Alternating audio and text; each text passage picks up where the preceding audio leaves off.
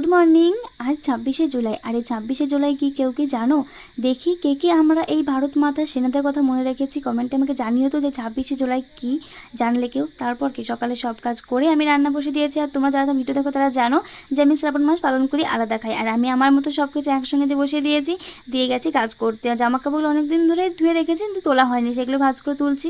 তার ভিতরে কিন্তু আমার রান্না হয়ে গেছে। তাই মাকে দিয়ে টেস্ট করলাম যে কেমন হয়েছে খেতে।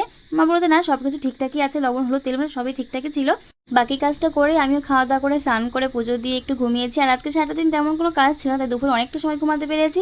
আর ঘুম থেকে উঠে বিকাল একটু খিদে পাচ্ছে, যে কারণে মিপি কিনতে। আর আমি কিন্তু ইপিটা খেতে ভালোই বাসি, এতদিন খাচ্ছি কখনো কিন্তু ইপির মশলাটা আমি পেঁয়াজ পাইনি। আজকে হঠাৎ করে দেখি ইপির প্যাকেটের মশলাটা পেঁয়াজ দেওয়া, আর সেটা ম্যাগির ভিতরে পড়েছে, আর সেটা আমি তো খেতে পারবো না। তাই সেটা বাদ দিলাম। তোমরা আমাকে কমেন্টে জানিও তো যে ম্যাগির যে প্যাকেট সেটাই মশলা কি কোনো পেঁয়াজ রসুন বা আমিষ কিছু থাকে কিনা, কমেন্টে আমাকে একটু প্লিজ তোমরা জানিও।